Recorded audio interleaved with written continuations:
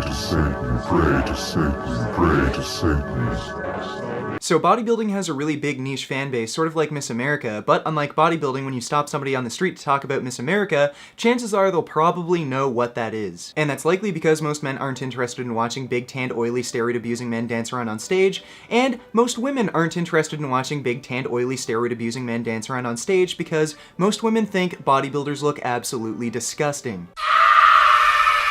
So if you wanted to start bodybuilding to get girls, then you can forget about that fantasy, as only gay men are interested in that sort of thing, and many amateur and professional bodybuilders use that to their advantage to earn money. Well, how about gay for pay? Like, what type of shit would you see during the 90s with that type of stuff? Like, how common was it? That's another part that's just part of the culture that's in there, and, you know, bodybuilders can do that or not do that, and, you know, it's there, you know? But, I mean, there's a certain line of when is it prostitution, you know what I mean? If somebody wants to take a picture of you, you know, what's the difference if they do that, you know, in the auditorium of the expo, or they want to go up to your room and take it in your room, you know, and whether that's in posing trunks or whether they want to touch your leg, you know, any bodybuilder can take it to whatever level they want, you know. But I mean, if someone wants to pay me $600 to go up to my, you know, hotel room and photograph me in my posing trunks, which is something I'm going to be doing on stage anyway, I don't mind giving them a private show. The reason many bodybuilders do gay for pay is because bodybuilding is an extremely expensive and time-consuming sport, especially when steroids get involved and many pros aren't capable of holding regular full-time jobs,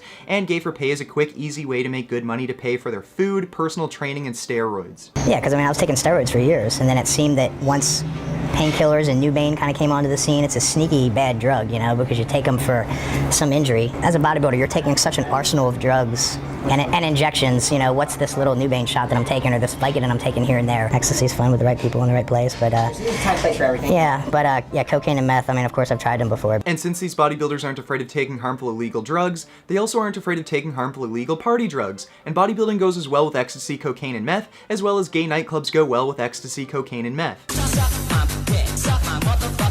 And I know a lot of you who follow bodybuilding are upset that their favorite oversized oily man, Kai Green, wasn't able to compete at this year's Mr. Olympia, and even if he was able to compete, he wouldn't have won because just like 1983 Miss America, Vanessa Williams, he has a naughty sex scandal that is most uncouth. It's just fun being in clubs and having your VIP booth, and you and a couple of your friends will go smuggle off to the bathroom, into the bathroom stall, and then come out floating on air.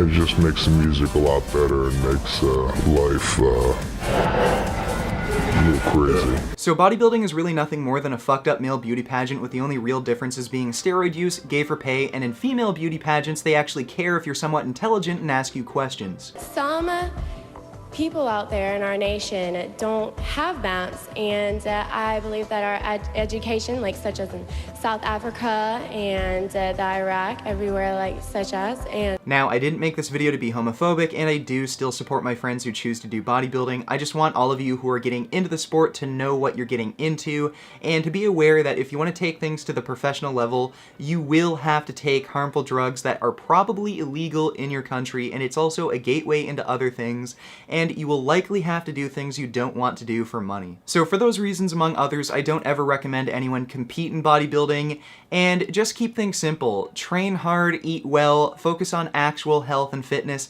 and make some vegan gains. Beef. What a relief.